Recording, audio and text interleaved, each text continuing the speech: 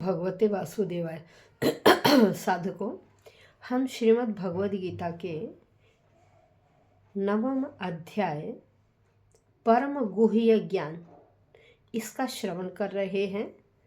श्लोक संख्या 2 तक श्रवण कर चुके हैं। आज हम श्लोक संख्या 3 का श्रवण करेंगे। तो देखिए, श्लोक संख्या 2 में भगवान श्री कृष्ण ने अर्जुन को बताया था कि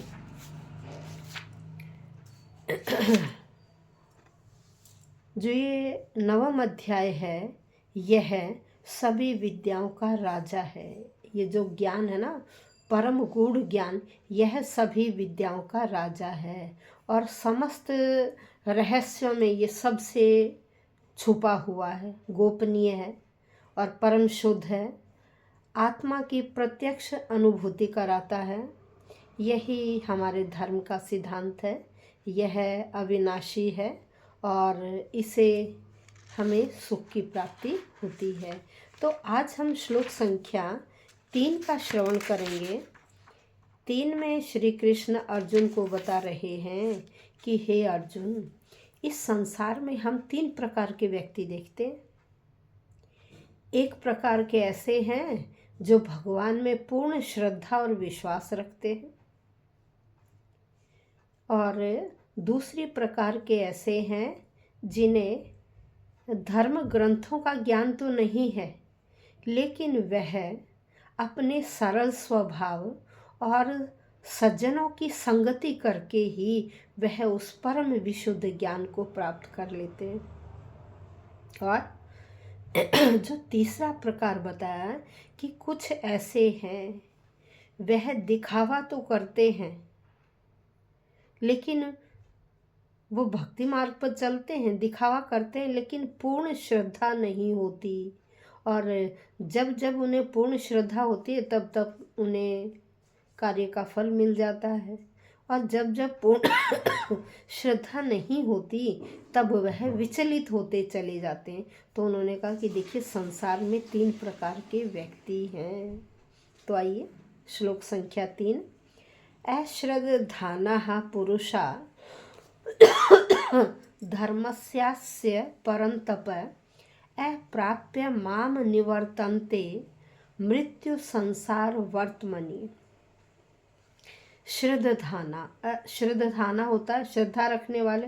अश्रद्धाना कह रहे जो व्यक्ति श्रद्धा नहीं रखते हैं, जो श्रद्धा विहीन हैं, ऐसे पुरुष, ऐसे व्यक्ति जो श्रद्धा से विहीन हैं, जो श्रद्धा भाव नहीं रखते हैं, ऐसे व्यक्ति धर्मस्य धर्म के प्रति, इस धर्म के प्रति परंतप, ये शत्रुओं को तपाने वाले, अर्थात हे अर्जुन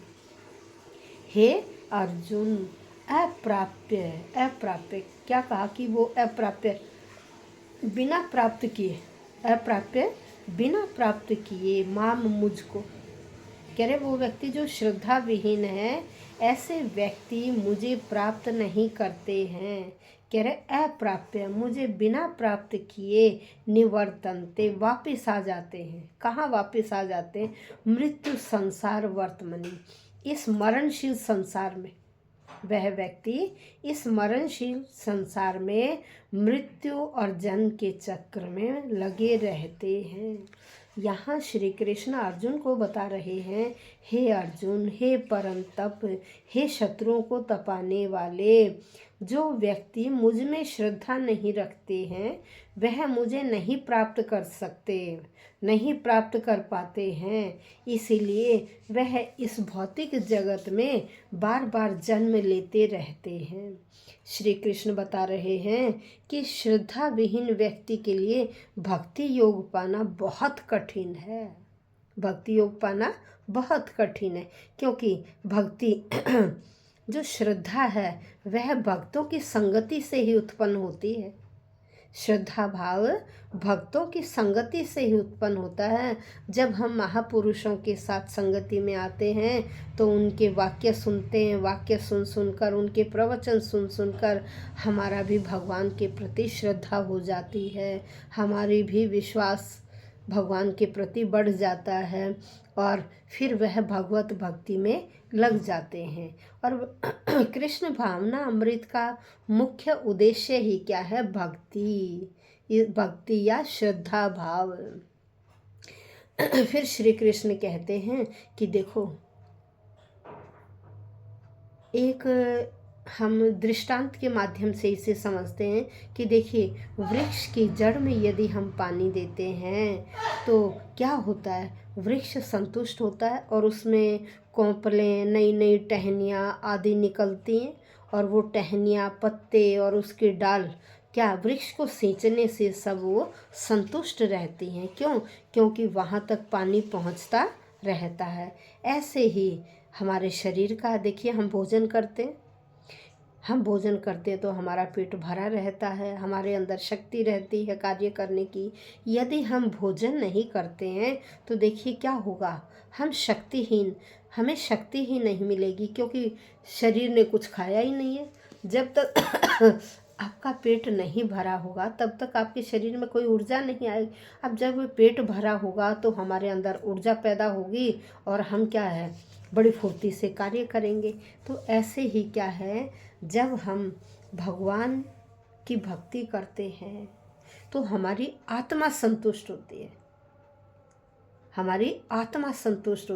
जब आत्मा संतुष्ट होगी तो क्या होगा? हम प्रसन्न रहेंगे, हम भगवान को प्राप्त करने की इच्छा करेंगे, हमारे अंदर श्रद्धा विश्वास बढ़ेगा। और यदि हमें सज्जनों की संगति और भक्ति मिल जाए तो हमारा श्रद्धा और विश्वास और बहुत बढ़ जाता है और हम उस भगवान की डगर पर चलने लगते हैं। उस समय हमें क्या चाहिए? केवल और केवल मात्र भगवान की भक्ति।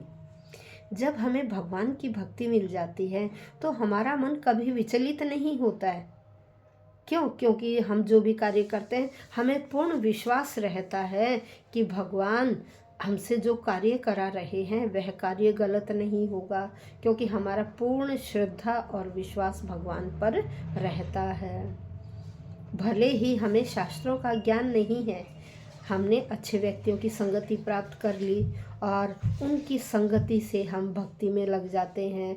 हमारा मन हमेशा भक्ति भाव से भरा रहता है, कभी भी मन में बुरे विचार नहीं आते हैं। कोई भी कार्य करते हैं सबकी भलाई के लिए सोचते हैं और भगवान को अर्पित कर देते हैं कि हे भगवान, हम जो कर रहे हैं भाई आप ही करा रहे हो, आप ही फल दोगे।